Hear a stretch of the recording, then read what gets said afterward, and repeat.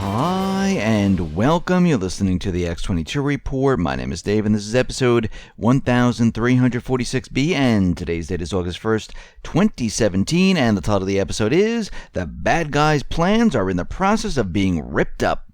Let's get into the economic collapse, political and geopolitical news. Now, the corporate media, as we can see, they are pushing as much propaganda as possible.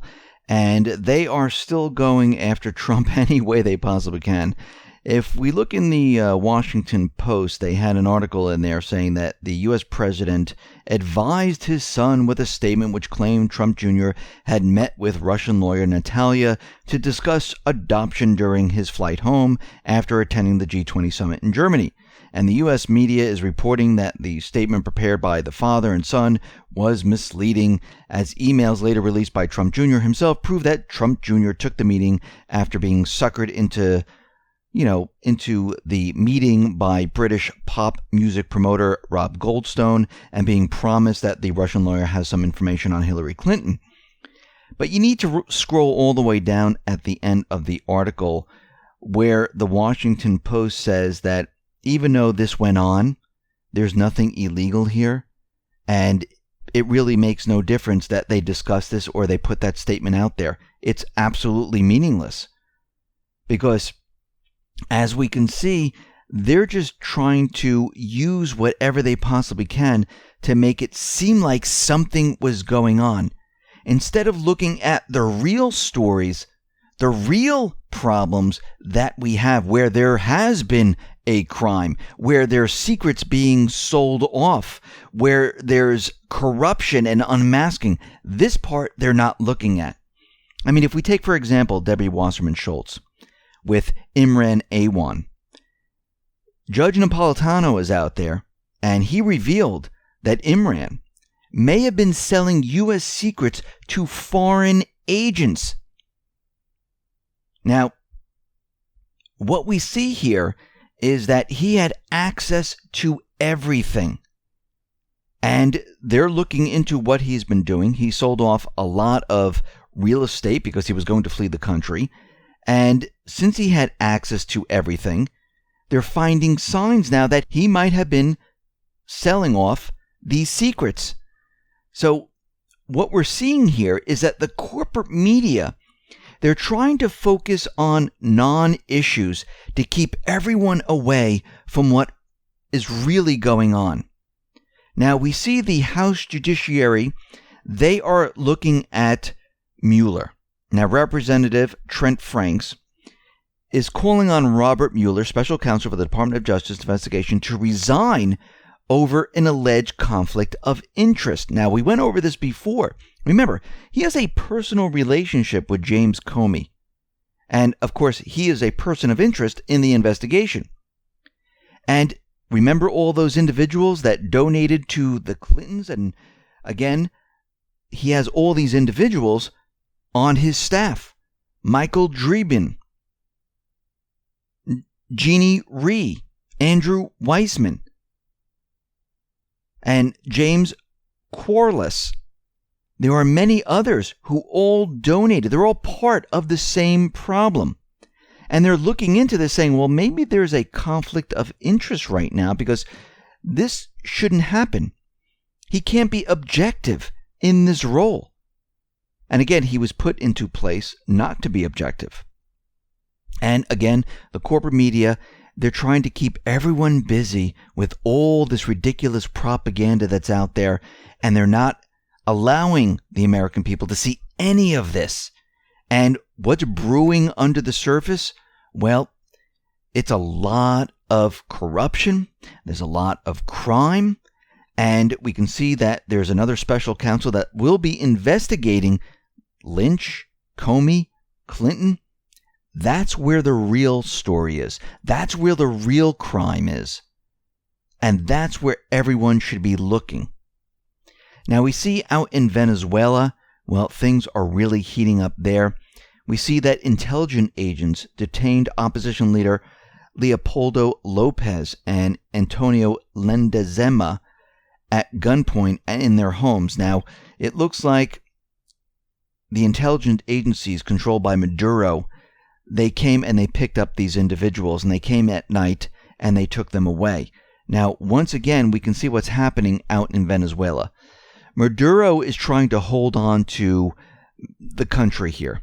The United States, with CIA and other intelligence operatives, they are trying to push their way into this country and have regime change. It's the same exact tactic they've used in many other countries, where they find an opposition leader, they push the country into major problems, or they might have riots, maybe they'll have an Arab Spring.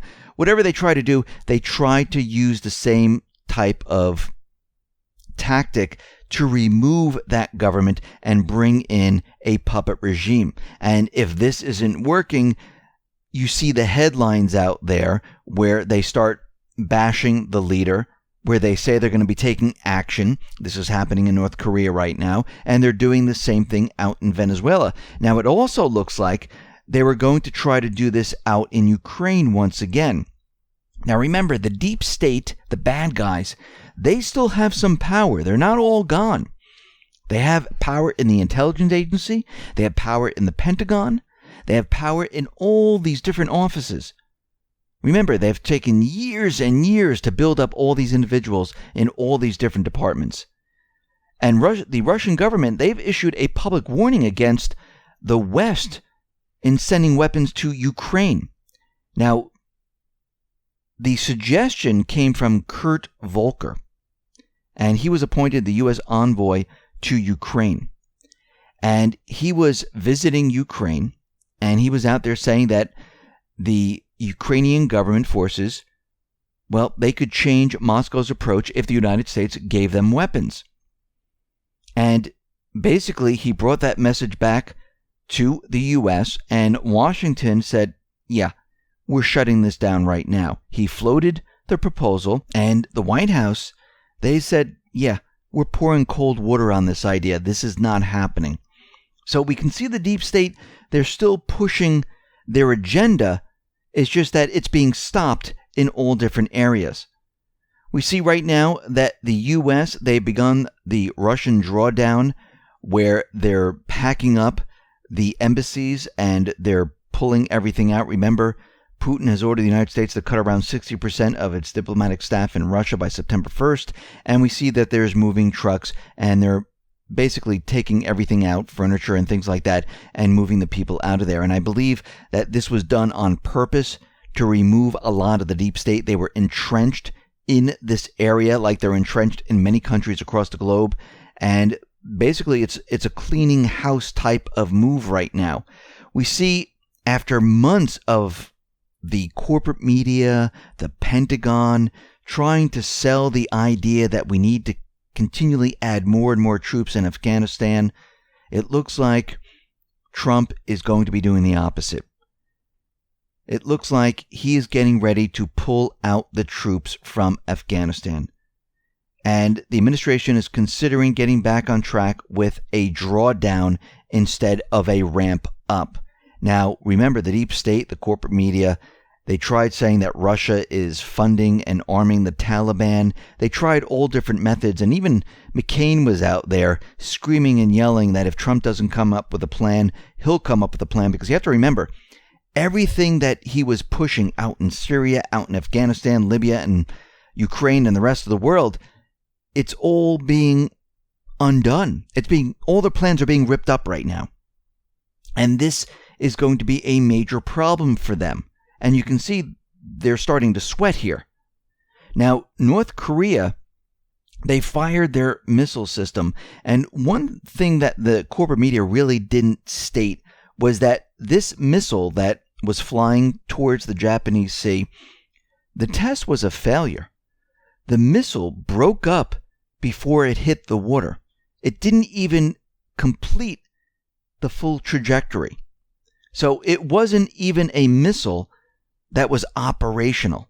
And again, Russia was tracking it because they're right on the border there. They have all their satellite, all their tracking devices, and they said this is not an intercontinental ballistic missile. This is a medium-range missile that didn't even operate successfully. And we can see already that the deep state, the corporate media, they're just pushing out the idea that North Korea has the capability of hitting the U.S., which is completely fake, phony, and false right now. China is out there saying, listen, maybe the U.S. and North Korea should ease tensions themselves. China and Russia were working on this plan. We're working on this peace deal. But the U.S. and North Korea and South Korea, they all need to come together and they have to work out their differences. Now, again, the deep state doesn't want this to happen. Already we hear Nikki Haley out there saying, listen, time for talk is completely done. We need action. And this is the way the deep state works. They're black and white. They talk in absolutes. It's deep state speak. It's either it's our way or you're destroyed. They don't see anything in between. And this is what we should be looking at right now, the in-between, the gray area where we can come together. Now, North Korea has already said they will speak to South Korea. They just want some type of truce. They'll stop their missile launches if South Korea stops provoking them with the United States. That's all that has to happen. But the corporate media is out there trying to make everyone believe that they're getting prepared to invade North Korea with some type of surgical strike. Now, looking at Moon Jae-in's actions, it doesn't seem like he'd be pointing in this direction because he's made many, many times the statement that he would like to have peace with North Korea. And remember, North Korea hasn't attacked South Korea. They haven't really done anything. We see Qatar and Turkey, they're having a joint naval drill in the Persian Gulf. And again, they're working together to show the other Gulf nations that, listen, there's nothing here that you can do. So just step back. And we can see all these threats that Saudi Arabia was making, the United Arab Emirates was making, they're all falling by the wayside. Nothing has really happened.